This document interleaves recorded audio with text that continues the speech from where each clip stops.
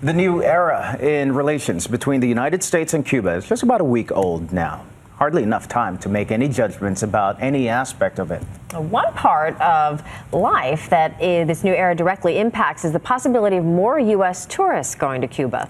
ABC's Serena Marshall has more from Havana. Cuba, an island frozen in time just 90 miles south of the Florida Keys, memorialized in movies like The Godfather. This forbidden fruit of the Caribbean was a vacationer's paradise. World-class beaches, colonial architecture, even Detroit iron. Totally different than anywhere we've been around the world before.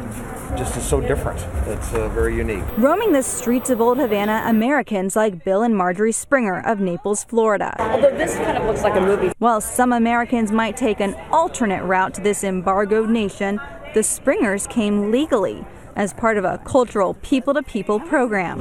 Started in 2011 by President Obama to increase interactions with everyday Cubans.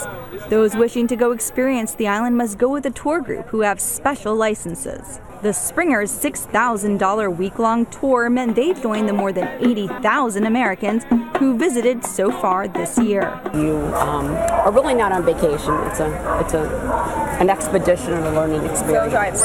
Right now, you can visit the island if you're part of one of a dozen pre-approved groups, but that could expand under President Obama's recent announcement.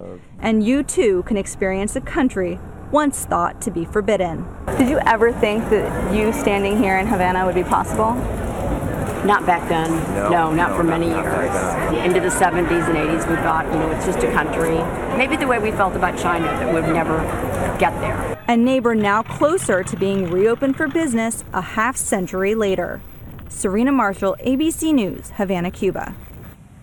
It's interesting because so many people want to go because it's a place stuck in time, but that will change as more tourist dollars flow through the country. So it's interesting. It's necessary change. I'll tell you, I was there just in September as a tourist, and it's a beautiful country, but there are a lot of broken down buildings that need help there. So we'll see how it develops next year or so.